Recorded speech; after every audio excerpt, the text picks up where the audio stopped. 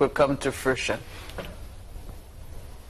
If we keep getting if we increase the successes we are getting now in this, because we are working, there's work in progress.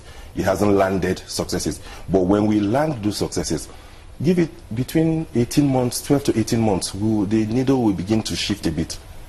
Because the private sector is ready, and then again, of course, government has to also, in addition to all of these things, signaling is also very important. We'll still expect government to deliver the right signals to then encourage these things. You know, you said something earlier. Let me just take you back a bit, where you talked about no framework for implementation of policy. Governance framework, yes. Governance framework. And you're saying government will still have to give this signal. Is there a framework for that signal to come? The framework for that signal to come. When I say framework, holistic. First of all, what do I mean by signaling?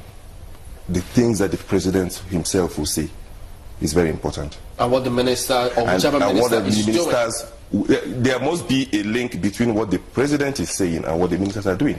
For instance, if there's devaluation or floating of currency, the president shouldn't be seen to be saying, "I'm still not comfortable with this." Is that what you're saying? Something like that, yes. But okay, when you when you talk about this, when you talk about this, you see, there has to be a link between what the president is saying and what his ministers are saying. What about those who are implementing, the civil servants?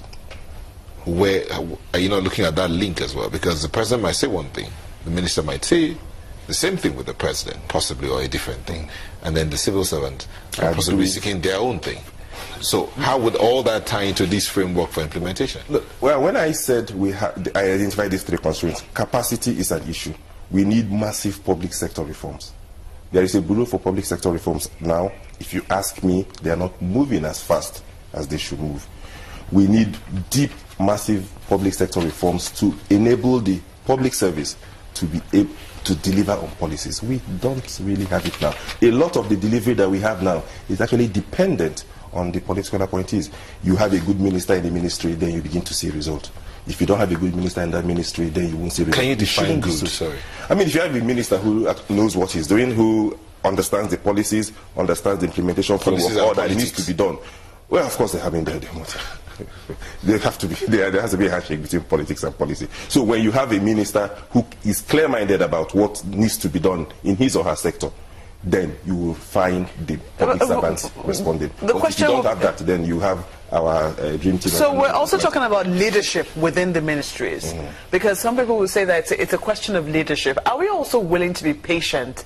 You know, because if you say, I want to achieve this result with the people in my ministry and I want them to be able to deliver, that will take time, because this capacity is not going to be built overnight, will it? Are we willing to have that patience to see how it is that we can develop capacity within the civil service, or would you say abandon it altogether and get people from outside? If you look at our history, Nigerians have a good tradition of being patient. Really.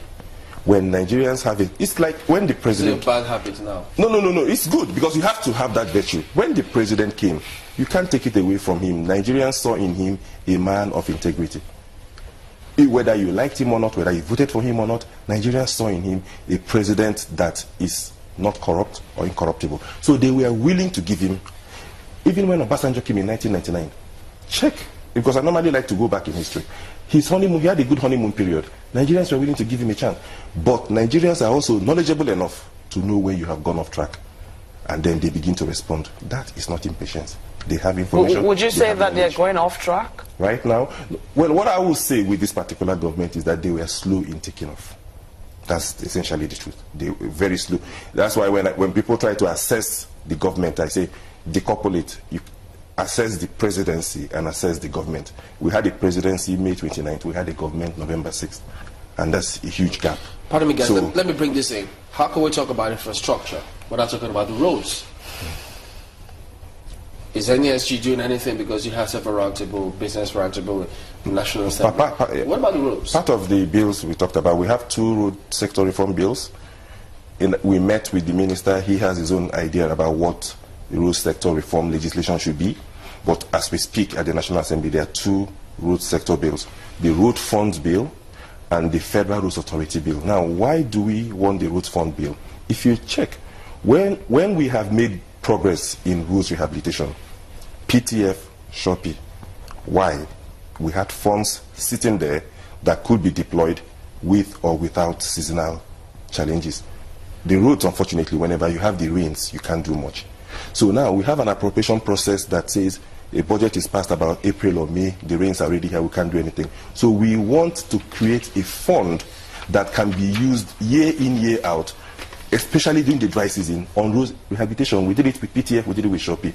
That's what the road fund is supposed to be. Guess what?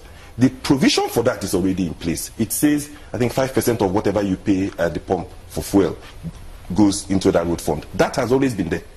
But has it been going there? It hasn't been, because there is no road fund and there's no road fund board. So it's been going into the federation account and probably being appropriated into other sectors of the economy. But we now say, let us have a legislation that traps that and create that permanent fund.